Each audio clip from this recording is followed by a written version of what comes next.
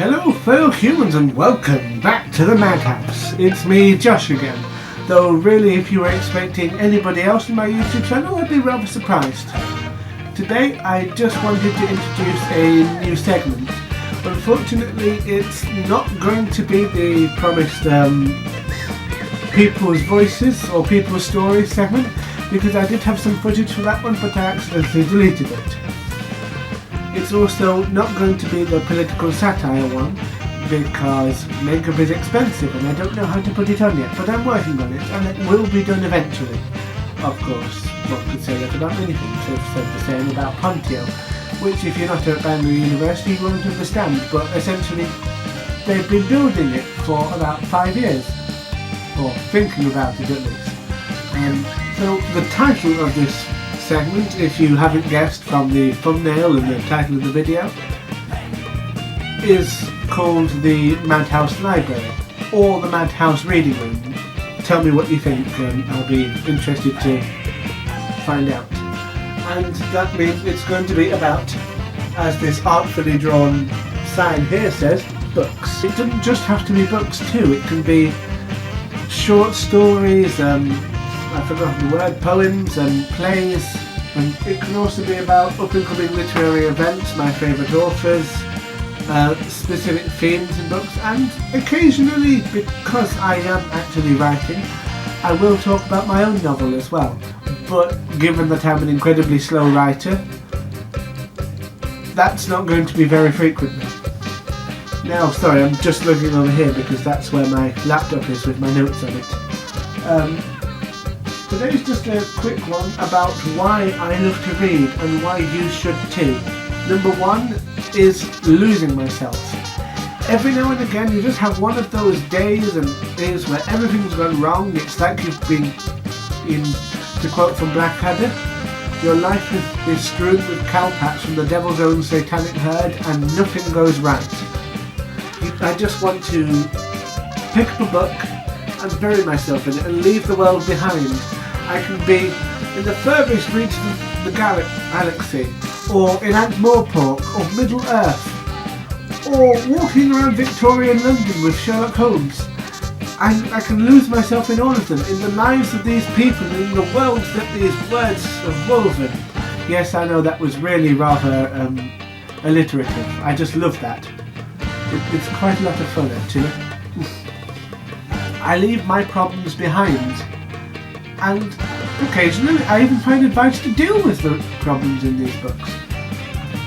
Number two, finding myself. Through the years there have been many times when I have questioned things that I held to be set in stone.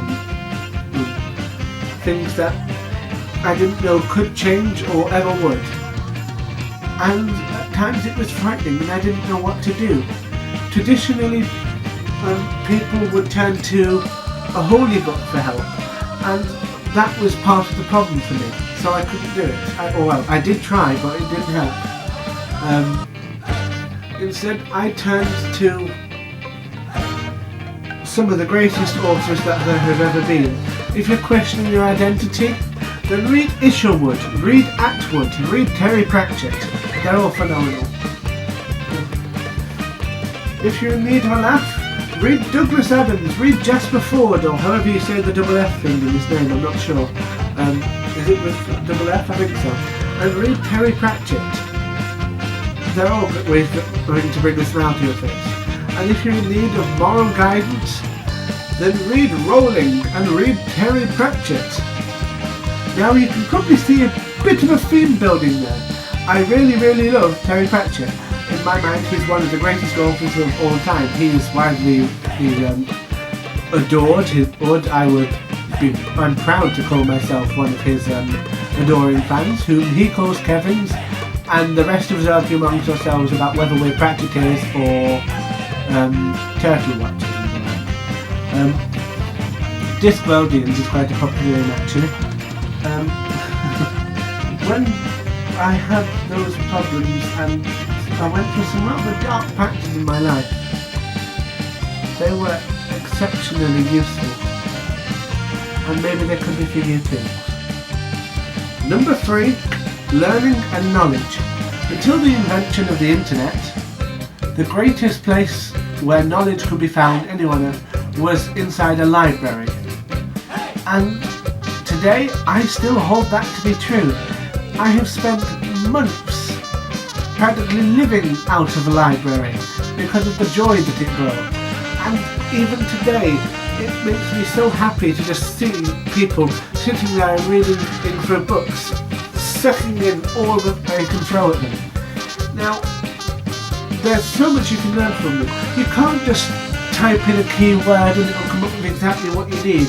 No, you have a book. Sit down with a copy, well, I say a copy, one edition of the Encyclopedia Britannica and the Oxford English Dictionary, and read it from cover to cover, and get the next one and the next one, and read it from start to finish.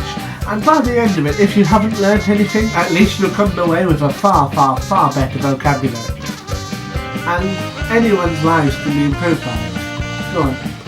Now, if you are not interested in reading, you're probably not going to have bothered watching this video. But I implore you to think about reading and about books, and to remember that you can't just ignore the world of literature that's out there. There's so much to be found and to be enjoyed and admired. It can't be lost through illiteracy. Okay, so hello, thank you for watching. I hope you enjoyed the video. Click like and subscribe wherever it is on your device. I don't really know, and I'm not really that fussed because I haven't got it.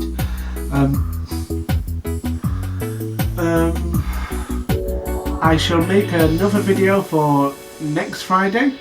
It should be a little rant. I'm not going to tell you what it's about because I haven't finished the first draft of it, essentially.